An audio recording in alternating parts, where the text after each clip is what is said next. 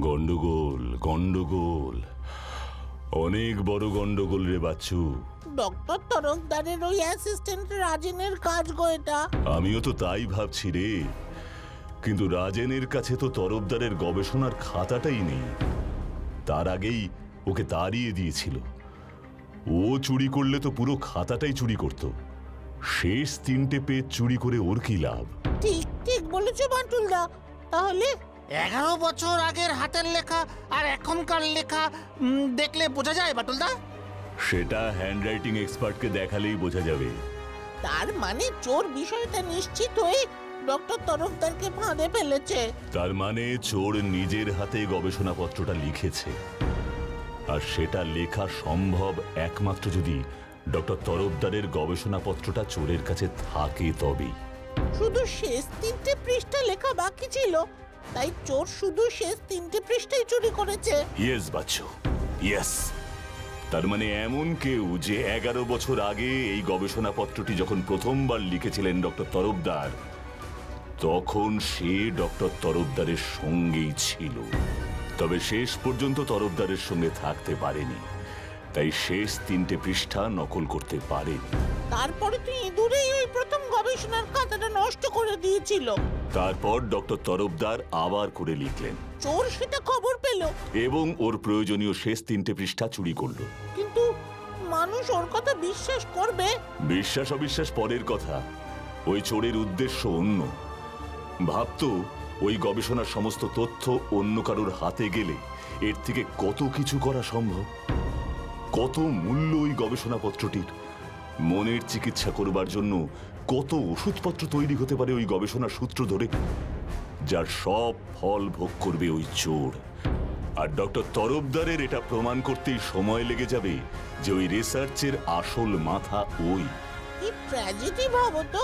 তার উপর আবার ভ্যানিশও হয়ে যেতে পারে। Right, vanish. ফোনে ওই কথাটাও বলছিল বটে। আপনিও ভ্যানিশ হয়ে যাবেন। ম্যাজিশিয়ান মামুর মতো। ম্যাজিশিয়ানরাই সাধারণত ওই ভ্যানিশ শব্দটা বেশি বলে। বাচ্চু, ওই খাতাটা দে তো।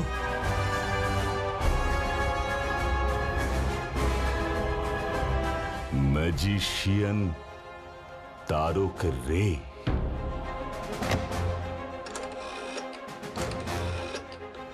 Hello, doctor Tarafdar. Doctor Tarafdar, আপনার ওই অ্যাসিস্ট্যান্ট রাজেনের পুরো নামটা কি ছিল? রাজেন রায়। কি বলেন? রাজেন রায়? রাজেন রায় তারক রে। কি? না কিছু না, রাখছি। ওই ম্যাজিশিয়ান কোথায় থাকে জানিস? আমাদের শহরে তো নতুন দেখছি। না বাটুলদা, জানি না। পার্কে আলাপ হয়েছিল, বললো জগদীশ মঞ্চে রবিবার ওর ম্যাজিক শো আছে। হোয়াট? এই রবিবার জগদীশচন্দ্র মঞ্চে তো ডক্টর কমল তরফদারকে সায়েন্স মাস্টার পুরস্কার দেওয়া হবে। ওর ম্যাজিক শো হবে কি করে? এ বাবা, তাই তো বাটুলদা। দারোগা বাবু,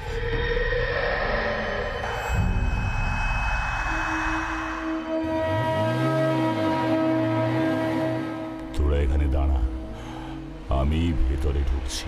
সেই ভালো, তুমি যাও, তুমি যাও।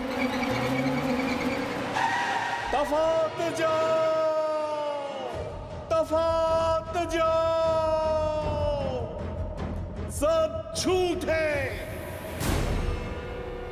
सब झूठ है। তফাত যাও, তফাত যাও, সব ঝুট হ্যায়। ভূতের এই ভয়ঙ্কর চিৎকার শুনেই বুঝেছিলাম এ ভূত অন্যরকম। তাই সে মানুষকে ভয় পাওয়ায় রবীন্দ্রনাথের ভাষায়।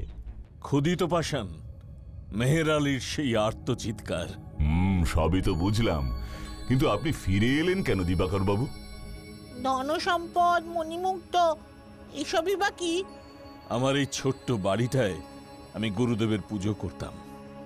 এখানেই তো পরম যত্নে রেখে দিয়েছিলাম কবিগুরুর গীতবিতান, গীতাঞ্জলি, চণ্ডালিকা, গল্পগুচ্ছ, চিত্রাঙ্গদা, বউ ঠাকুরানীর হাট, বাল্মীকি প্রতিভা, চোখের বালি, 4 অধ্যায়, খনিকা, ঘরে বাইরে, কথা ও কাহিনী, বিসর্জন, আরো আরো কত বলবো।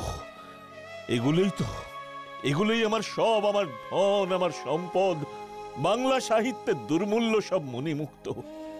এগুলো তাড়নাতেই আমি আবার ফিরে এসেছিলাম। ভেবেছিলাম ভগ্নাবশেষ থেকে যদি কিছু পাই।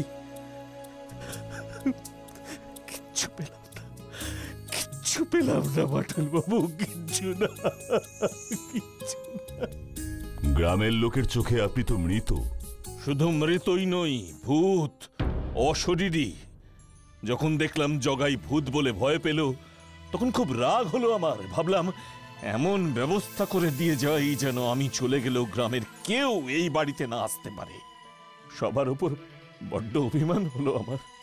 আজ আমি হলাম ভূত, আর যে আমার এই অবস্থা করলো সেই হরিধন সরকেল দিব্যি কেমন মানুষের মতো বেঁচে আছে। অথচ অথচ কি দিবাকর বাবু, অথচ কি বলুন আমাকে। সেদিন ওই 25শে বৈশাখের অনুষ্ঠানে হরিধন বাবু প্রথম পুরস্কার একটা সোনার জল করা হাত ঘড়ি দেবেন বলে ঘোষণা করেছিলেন। গায়ের লোক ধন্য ধন্য করেছিল সেদিন, কিন্তু শয়তান হরিধন আমাকে সকলের আড়ালে বলেছিল ওর ছেলেই যেন প্রতিযোগিতায় প্রথম হয়। সে কি, হরিধন বাবুর ছেলে তো পুরো কবিতাটাই বলতে পারেনি, আমার এখনো মনে আছে। আর তাই সেই অপরাধের শাস্তি হলো সেদিন রাতেই আমার বাড়িতে আগুন ধরলো। সবাই ভাবলো আমি পুড়ে মরেছি, কিন্তু ভাগ্য সহায় বেঁচে গেলাম। বারে বারে বারে বারে বলেছিলাম বেশি সাহস ভালো। আমি এই তো তোরা পেছনে আছিস তো সবাই, কি দেখছি আমি এসব? ওকে দিবাকর বিশ্বাস, চিনতে পারছেন না? ভূত নয়, জ্যান্ত মানুষ। আগুনে তো মারা গেলেন না উনি। এবার কি করবেন? ডাক্তার যে ওকে বাঁচিয়ে দিয়েছে, আপনাকে এবার কে বাঁচাবে হরিধন বাবু? এইসব আবার কি কথা? এইসব আবার কি কথা? আমি আবার কি করলাম? দিবাকর মাস্টার বেঁচে আছে। এই দেখ দেখ দেখ তোরা দেখ, আমি বলেছিলাম তোদের ওই ভূত টুত সব বাজে কথা, সব বাজে কথা। তাই তো। চুপ করুন, লজ্জা করে না? সামান্য একটা আবৃত্তি প্রতিযোগিতাকে কেন্দ্র করে আপনি এত নিচে নামতে পারলেন? আমি তো আগুন লাগাইনি, সব সব মিথ্যে কথা, মিথ্যে কথা। এ কি, আগুন লাগাবার কথা আবার কখন বললাম আমি? যা বাবা, কি হে কি হে, তোমরাও কি ছিলে নাকি দলে?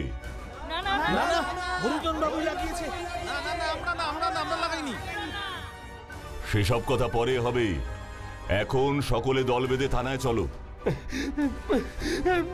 দিবাকর মাস্টারমশাই, দিবাকর মাস্টারমশাই, আমায় ক্ষমা করে দিন। আমি হাত জোর করে আপনার কাছে ক্ষমা চাইছি, আমায় ক্ষমা করে দিন। গ্রামে গ্রামে সেই বার্তা রটি গেল ক্রমে, মৈত্র মহাশয় যাবে সাগর সঙ্গমে তীর্থ স্নান লাগি। এবার আমাদেরও যেতে হবে মাস্টার মশাই। আমিও চলে যেতে চাই এই ভুবনপুর থেকে। না মাস্টার মশাই, না, আপনাকে আপনাকে যেতে দেব না আমরা।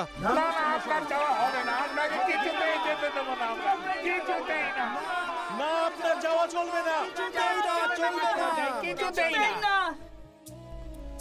আমার যেতে ইচ্ছে করে নদীটির ওই পারে, যেথায় ধারে ধারে বাঁশের খোটায় ডিঙি নৌকো বাঁধা সারে সারে।